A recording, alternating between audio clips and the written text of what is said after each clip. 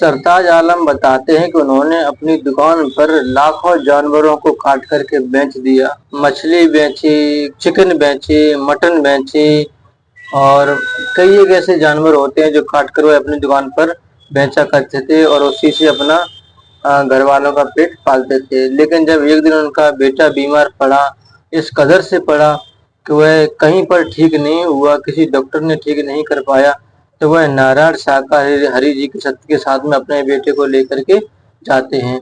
वहां उनके बेटे को आराम मिला कि नहीं मिला, चलिए आपको पूरी कहानी आज आपको सरताज के जुबानी हम बताते हैं। नमस्कार दोस्तों, हमें उम्मीद है कि आप सब लोग अच्छे से होंगे और घर पे आपके माता पिता भी अच्छे से होंगे। दोस्तों, ये कहानी शुरू होती है उत्तर प्रदेश के बुलंद शहर से, जहाँ पर सरताज आलम नाम के एक व्यक्ति रहते हैं और बड़ी खुशी से रहते हैं। उनके पिताजी जो है ना एक कबाड़ी की दुकान चलाते हैं और कबाड़ी को वह खरीदते हैं और कबाड़ी को बेचते हैं। सरताज आलम हैं, वह भी 5 भाई हैं।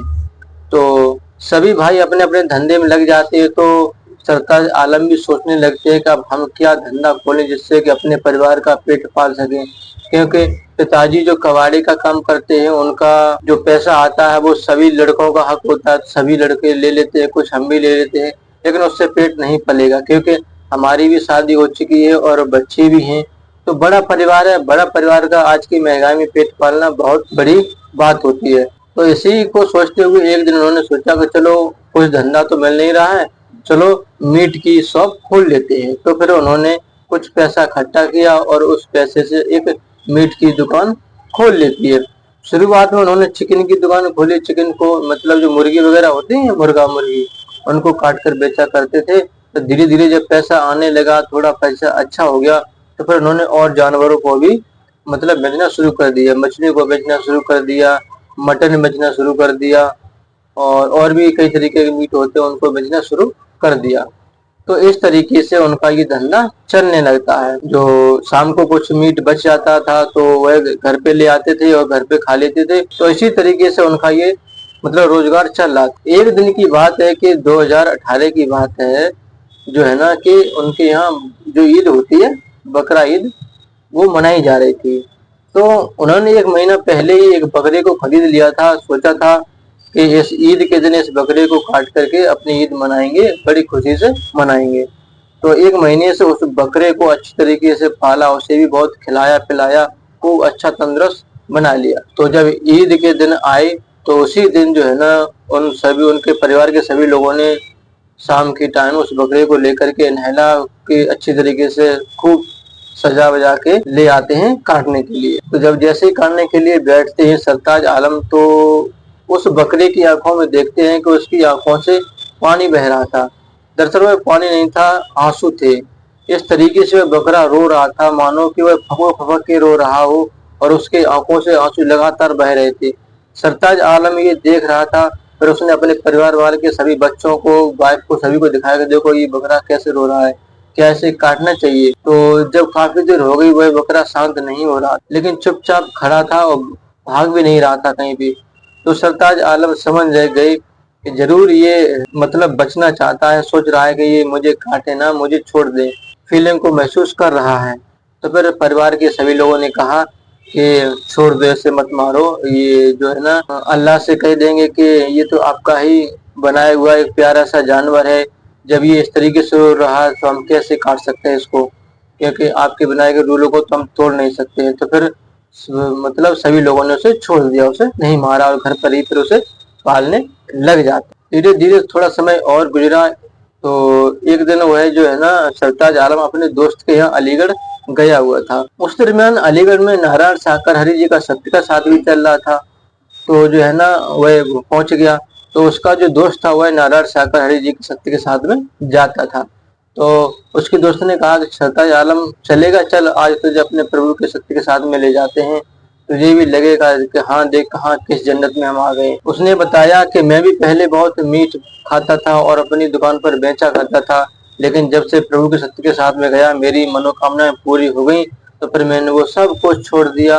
और क्योंकि जब मैं मीट बेचा करता था काट के, तो मेरे परिवार के लोगों पर बहुत कष्ट आए, मेरे ऊपर भी कष्ट आए, लेकिन प्रभु के सत्य के साथ में जाने से वो सारे कष्ट दूर हो गए और फिर मैंने वो कारोबार छोड़ दिया। चल तू भी चल मेरे साथ, तुझे भी एहसास होगा कि हाँ जो तू आज कर रहा है वो बहुत गलत कर रहा है।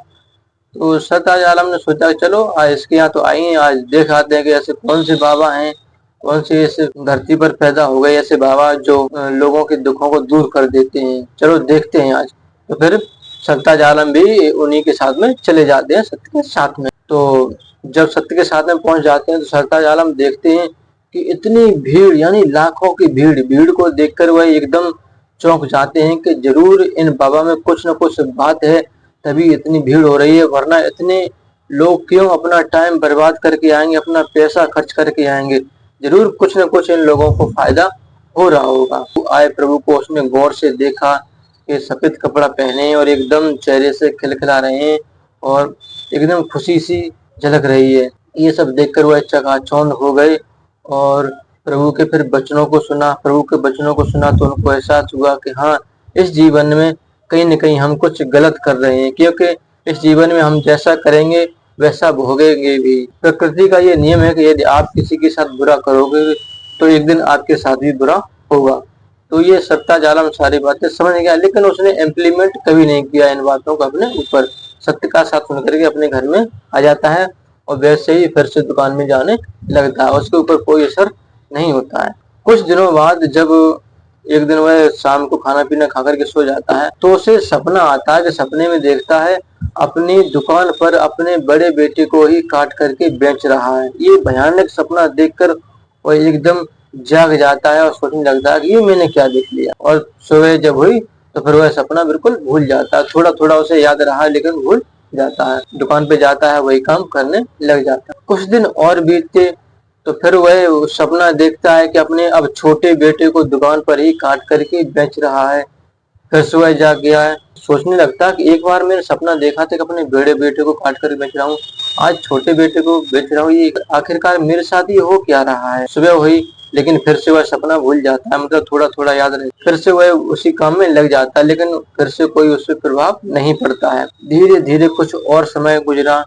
एक दिन की बात है कि उसका जो बेटा है एक बुलंदशहर के पास एक बम्बा है, बम्बा पे नहाने के लिए गया। तो वहां पर जब गया तो बम्बा में नहा रहा था तो उसका बाउंड्री ऊपर बनी होती है, पुलिया जिसे बोलते हैं हिंदी भाषा में, उसके ऊपर खड़े होकर के कूद रहा था बार बार। तो पता नहीं एक बार किस तरीके से वह कूदा कि उसके सिर में चोट बड़ी गहरी लग जाती है। चोट इस तरीके से लगती है उसके सिर से काफी खून बह जाता है। तो आनन फानन उसे मतलब हॉस्पिटल में भर्ती कराते हैं। तो वहां पर डॉक्टर ने उसे कवर कर लिया लेकिन पूर्ण रूप से कवर नहीं कर पाया, मतलब उसके सिर में चोट गहरी लगने के कारण से उसकी मानसिक संतुलन बिगड़ जाता और मतलब घर के लोगों को तो पहचान लेता है लेकिन कभी कभी गलत हरकतें भी करने लगता है, किसी को मारने लगता है, हंसता है तो हंसने ही लगता है, रोता है तो रोने ही लगता है। और घर से कहीं निकल जाए तो फिर शाम हो जाए, बताओ सुबह तक लौट के ही ना आए, कहीं बैठा तो बैठा ही रहता है, मतलब वह बिल्कुल अपना होश खो बैठा। चलो अच्छे डॉक्टर के पास ले जाते हैं। तो अच्छे डॉक्टर के पास भी ले गए, वहां भी उसे कुछ खास आराम नहीं मिल पाया। फिर उन्होंने सोचा कि चलो इसे पीर बाबा के पास ले चलते हैं। तो पीर बाबा के पास भी ले गए लेकिन पीर बाबा ने भी कुछ खास ठीक नहीं कर पाया। तो एक दिन उसने जो है ना सरताज आलम ने जो वहां पर अलीगढ़ अपने दोस्त के यहाँ गया था, उससे फोन किया कि ऐसे ऐसे मेरे बेटा की तबीयत खराब रहती है, कोई ठीक नहीं हो रहा है, कोई डॉक्टर बता अलीगढ़ में कोई हो तो उसके दोस्त ने कहा कि ऐसा कर, अगर ऐसी बात है तो एक बार नारायण साकर जी के सत्य के साथ में मेरे चल, अभी आगरा में हो रहा है और मैं उम्मीद करता हूँ कि तेरा बेटा जरूर ठीक होगा, लेकिन तुझे जो है ना प्रभु का सत्य के साथ प्रेम से सुनना होगा और उनकी बातों को अपनाना होगा। तो सरताज आलम ने कहा कि चल ठीक है देख लेते हैं और फिर वह अपने बेटे को लेकर के सत्य के साथ में पहुंच जाते हैं। जब वहाँ पहुंचते हैं तो अपने बेटे को उनकी वाणी को सुनवाते हैं। तो ऐसे लगातार जब वह सत्य के साथ में गए और लगभग 4 से 5 महीने बीत जाने के बाद फिर उनके बेटे को थोड़ा थोड़ा आराम मिलने लगा। जो वह दुकान चला रहे थे वह दुकान उसी दिन से उन्होंने बंद कर दी थी जब से वह अपने बेटे को लेकर के सत्य के साथ में गए थे। अब वह बिल्कुल समझ गए थे कि जो जीवन में उन्होंने पाप किए, जो जानवरों को काट कर के बेचा है, कहीं न कहीं कोई जानवर ऐसा जरूर रहा होगा जिसने मुझे बद्दुआ दी है कि आज तू मेरे साथ जो कर रहा है कल तेरे साथ भी होगा। शायद वही मेरे बेटे के साथ हो रहा है और साथ तभी वो सपने आए थे इसी कारण से। तो अगर उस दिन मैं समझ जाता और नारायण शाकाहारी जी के सत्य के साथ में आ जाता तो शायद आज मेरी बेटा बिल्कुल ठीक होता, कोई मतलब किसी तरह की बीमार नहीं होती। तो चलो कोई नहीं, तब नहीं आ पाए लेकिन अब आए और फिर वह लगातार सत्य के साथ में जाने लगते हैं। और जो उनके यहाँ अब जो ईद मनती थी, बकरा ईद, अब उस ईद पर वह कभी भी बकरे को नहीं काटते हैं, बस सादा भोजन बनाते हैं और मीठी सेवई बना लेते हैं। किसी भी त्योहार पर कोई मीठ नहीं बनाते हैं।